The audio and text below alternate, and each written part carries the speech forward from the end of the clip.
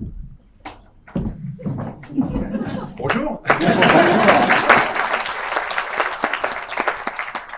Bon, nous allons parler d'intelligence émotionnelle, c'est le thème.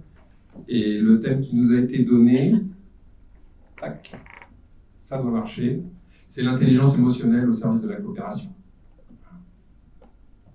Et la voie pour aller vers l'intelligence émotionnelle, c'est pas nécessairement d'aller chercher l'émotion. Je ne sais pas pour vous, mais déjà pour moi, si je commence à chercher l'émotion, je ne la trouve pas. Parfois, ça prend des chemins détournés. On va le voir en direct. Là, dans la relation en face de vous, l'émotion, je ne sais pas mettre des mots dessus. Par contre, je peux contacter mon corps. Et là, mon corps, il me dit des choses. Je vois que j'ai une palpitation ici, au niveau du sternum. Facile à savoir que c'est du stress. J'aimerais bien vous montrer que tout va bien, que je suis un conférencier professionnel, no stress. Ce n'est pas la réalité des conférenciers. Il y a du stress. Important d'écouter qu'est-ce que ça dit. La deuxième chose, pour me connecter un peu à l'émotion, c'est mes mains. J'ai les mains qui peuvent légèrement trembler. C'est la nervosité. Ça fait partie du stress aussi. Ça fait partie du métier. C'est inhérent à mon métier. Vous avez des émotions de stress inhérentes à votre métier aussi. Ce qui est important, ce n'est pas de les éliminer, de les contrôler, c'est juste de les écouter. Donc le contact au corps, c'est déjà une voie d'entrée vers l'intelligence émotionnelle. Et ce que ça fait pour moi, quand je contacte le corps, là, je commence à le voir, je ne sais pas si vous l'entendez, c'est que ma voix change. Elle change parce qu'en fait, ce que je viens d'éliminer dans l'instant, là, face à vous, c'est le stress que vous découvriez que je suis stressé. Vous me suivez ? J'ai plus peur de ça parce que je viens de vous le dire. Donc déjà, ça apaise. Ça paraît totalement irrationnel, mais mon corps, il fonctionne comme ça. Et donc du coup, si le stress baisse, tu vois, la palpitation diminue, normalement, ma voix doit prendre son ampleur.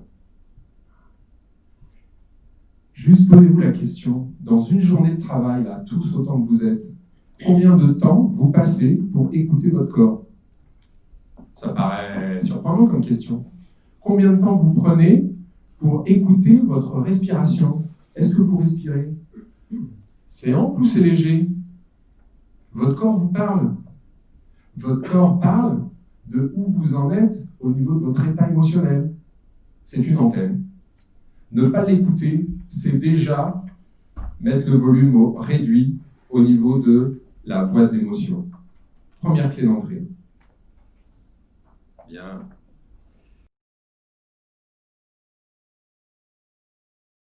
On va vous parler d'émotions aujourd'hui, hein, bien entendu. On va vous faire explorer. Les émotions aujourd'hui, c'est quand même un sujet tabou. Encore que quand je vois l'Assemblée, je me dis c'est pas tabou partout et qu'on commence à vraiment s'y intéresser. Mais ça reste une dimension taboue. Elles sont pourtant au cœur de nos relations. Hein.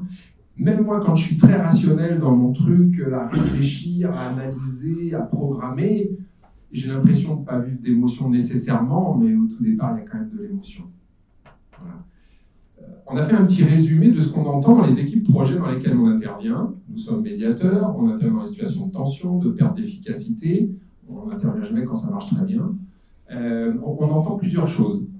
Alors, on attend par exemple, oui, c'est un challenge motivant, donc ça nous donne envie de travailler. L'équipe est plutôt sympa, voire même très sympa, et on a beaucoup de plaisir à travailler avec.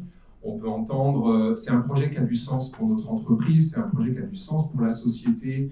On peut travailler sur des nouveaux diagnostics, on peut travailler sur quelque chose qui fait sens pour la personne. Ça la motive, ça lui donne de l'énergie. Il y a aussi la passion du métier. Souvent, on nous partage, mais j'aime mon métier. Voilà. Puis on n'entend pas que ça. On entend aussi des choses comme l'attrait du nouveau, mais on entend aussi des choses comme manque de reconnaissance. Alors le manque de reconnaissance, on se dit mais c'est quoi le lien à l'émotion ? Manque de reconnaissance, et tout d'un coup je m'étiole, quoi. Je me sens, c'est plus lourd, c'est plus difficile, c'est plus de difficulté à aller au travail, je me sens moins bien, je suis gêné. On entend aussi, je ne suis pas écouté, entendu, le projet, on voit bien qu'il se passe quelque chose, ça ne marche pas, il faut réorienter, mais ils ne nous entendent pas. Voilà. Ça a quel impact de ne pas être entendu ni écouté? Je n'ai pas besoin de vous l'expliquer, vous pouvez le savoir. Peut-être que d'ailleurs chez vous, tout le monde est écouté, donc du coup, vous ne comprenez pas, mais dans ces cas-là, venez à la pause, je vous expliquerai.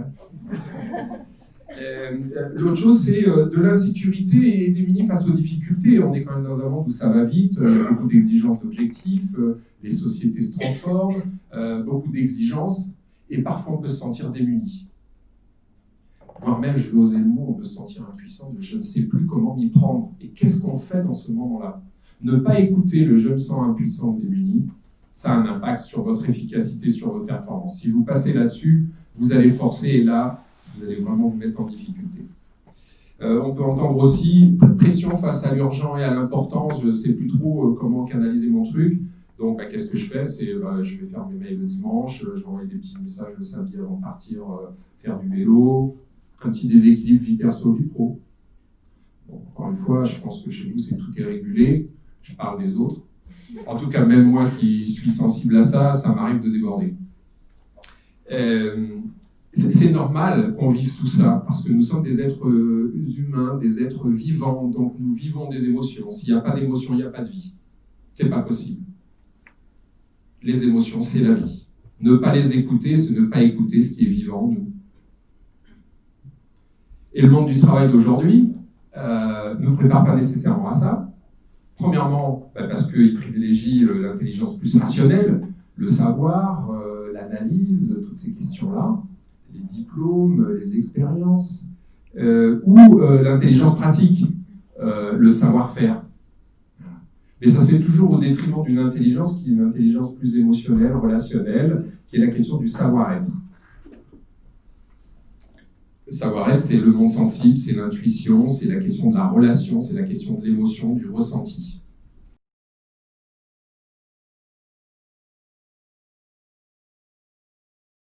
On a tendance à privilégier l'usage de notre cerveau gauche, donc le côté très rationnel, logique, on anticipe, on évalue, on budgétise, on programme, on analyse des résultats, on réoriente les process. On utilise notre cerveau gauche, cerveau rationnel et logique. Et ça se fait presque tout le temps au détriment du cerveau droit. Alors, le cerveau droit, on est plus dans le domaine de la créativité, de « tiens, j'ai une idée comme ça, je ne sais pas bien l'expliquer, mais elle monte ». Ouais, non, mais ça n'a pas de sens, puisque tu n'as pas réfléchi, il faut analyser bien qu'est-ce qu'elle te dit, cette intuition. Et pourtant, cette intuition a de la valeur. C'est la question des ressentis, c'est la question de l'imaginaire, c'est la question de l'empathie et de la relation à l'autre, donc tout le monde sensoriel. Donc, encore une fois, dans votre quotidien, combien de temps vous prenez pour vous brancher un peu cerveau droit, pour dire où on en est, qu'est-ce qu'on ressent, est-ce qu'on se sent bien les uns les autres, comment ça va avec toi, comment ça va avec toi. Nous, les équipes où on passe, en général, c'est l'attention congrue. On n'a plus le temps de s'occuper de cette question-là, parce qu'il y a beaucoup de travail, que le tempo est serré, que les objectifs sont ambitieux, et que donc on sursollicite le cerveau gauche. Ça crée un déséquilibre de fonctionnement, de comportement.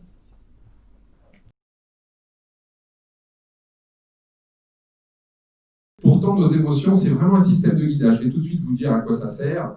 Quand on écoute ces émotions, déjà, elles nous permettent d'identifier des dangers, éventuellement de tenter de les éviter. Ce n'est pas toujours possible, mais en tout cas de les éviter. D'aborder un obstacle, donc plus anticipation, de préserver le lien social. Ok, on fonce sur notre objectif, on avance dans notre projet, mais est-ce qu'on prend du plaisir à le faire? Est-ce qu'on se sent bien là, tous ensemble dans notre équipe projet là? Est-ce que le sentiment d'être soudé qu'on a eu au départ, est-ce qu'il est toujours présent là? Ça fait 2 ans qu'on est sur notre projet, comment on se sent les uns les autres? Est-ce qu'on a toujours plaisir à croiser son collègue? Est-ce qu'il n'y a pas des journées où vous commencez à frôler un peu les murs? J'ai pas envie de le voir, il m'énerve trop. Je vais aller sur mon PC, là qui rigole, vous voyez, ça me parle. Même moi, ça me parle. Il y a des jours, j'ai pas envie d'être au contact, j'ai envie d'être dans ma bulle. C'est humain. Juste la question, c'est de surveiller où est-ce qu'on en est. Moi, ma prédominante, j'ai une tendance à être plutôt fonctionnement solitaire. Donc, si je ne fais pas attention, Je travaille dans une équipe, mais j'ai travaillé tout seul dans l'équipe. Pas nécessairement en contact avec les autres. C'est ok, c'est ma nature. On ne va pas lutter contre notre nature. Certains aiment travailler en équipe, d'autres ont besoin d'être dans leur bulle. C'est ça votre prédilection. Toute la question, c'est la question d'équilibre. Quelqu'un qui aime travailler dans le partage, de temps en temps, je me sens envahi, donc je me recule. Comme je me recule, ça le dérange, donc il vient me chercher. Et plus il vient me chercher, plus je trouve qu'il m'agace, et plus je me recule. Et donc, comme je ne peux pas trop me reculer, parce que dans un bureau, plus je m'enferme sur mon PC et je canote. Ça, c'est une question d'équilibrage, une question de comprendre où est-ce qu'elle est votre prédilection à vous, et puis est-ce que vous êtes équilibré pour faire ce que vous avez à faire tout en restant en contact avec les autres. L'émotionnel, c'est aussi quelque chose qui nous permet de préserver, et avant tout de préserver notre équilibre physique, physiologique et psychologique. Donc ne pas écouter l'émotion, c'est éteindre la radio de la voix qui vous dit t'es en train de forcer, tu forces trop, attention, tu te mets en risque, ouf, arrête de travail, ouf, pardon. Parce que je suis sûr que certains d'entre vous travaillent des années en forçant. Moi j'ai su faire ça aussi. Mais pour quel plaisir? Pour quelle envie? Pour quelle motivation? À quoi ça sert?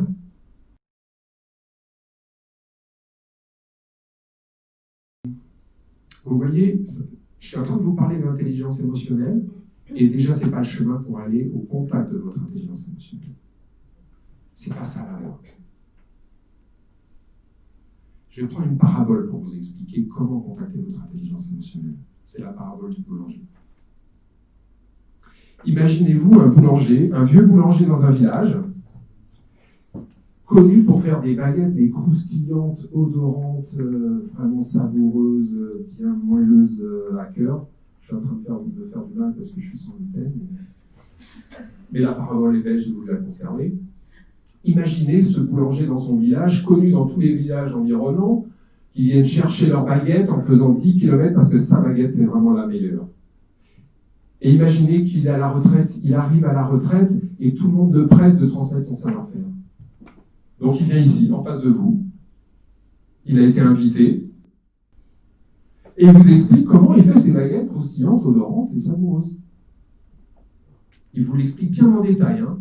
Il va prendre 2 jours, 3 jours, vous allez être attentif, vous allez écouter tout ce qu'il vous dit. À votre avis, en sortant de là, en allant dans la boulangerie, est-ce que vous saurez faire du pain? Bien sûr que non. Il vous aura expliqué, vous aurez compris, mais vous ne saurez pas faire. Vous avez besoin de contacter, de pétrir la pâte, de le voir faire. Alors avec l'intelligence émotionnelle, on a une chance. C'est qu'on n'a pas besoin d'aller dans une boulangerie et on n'a pas besoin de pétrir de la pâte. On a juste besoin de voir qu'est-ce qui se passe entre nous. Et c'est ça qu'on va faire. C'est parti.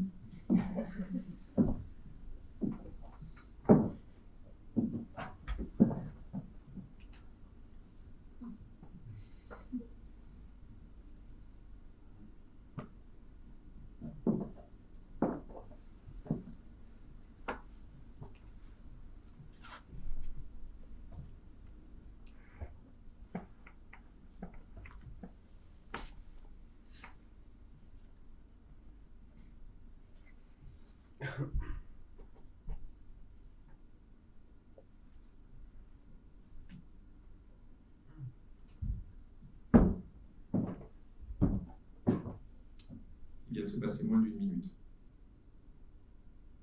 Qu'est-ce que vous avez observé? Allez. Hein? Un malaise. Ouais. Impatience. Impatience. D'accord. Ça sent dans le corps. Hein? Le corps commence à bouger là.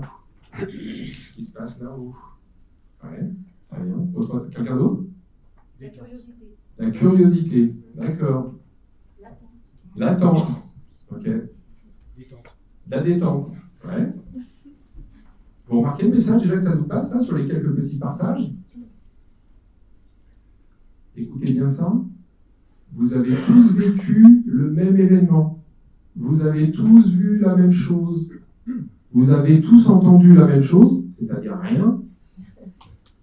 Mais tout le monde a vécu quelque chose de différent. Mais dans vos projets, c'est exactement ça. Quand vous arrivez, que vous avez des résultats, des conclusions, d'une évaluation, d'une analyse, et que vous regardez les chiffres tous là, Vous êtes 5 autour des chiffres, vous regardez. Vous vivez pas du tout la même chose. Pour certains, ça peut être bien, pour d'autres, c'est pas bien. Pour certains, c'est du stress. Pour d'autres, c'est comment on va faire pour trouver la voie. On oublie de partager, d'écouter, mais qu'est-ce qu'on vit nous en face de ça? Et moi, en face de toi, est-ce que ça me plaît quand tu me fais une remarque sur mon résultat là? J'ai bossé pendant des jours et des nuits, puis tu me dis que ça marche pas, puis tu me dis ça avec un ton pincé. Ben, j'aime pas ça, moi. Ça fait plusieurs jours que je travaille dessus.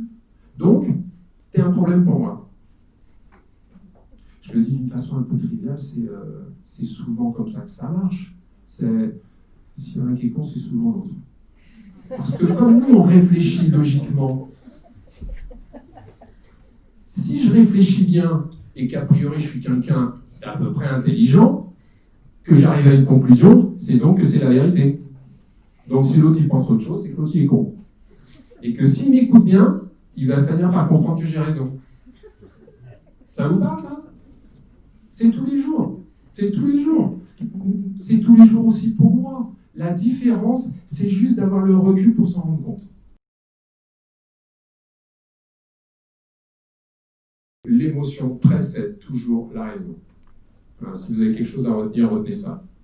Et si vous voyez que vous êtes en mode cerveau gauche à fond, là, allez prendre un café, arrêtez-vous, dites « Oh là, qu'est-ce qui se passe pour moi et où j'en suis ?»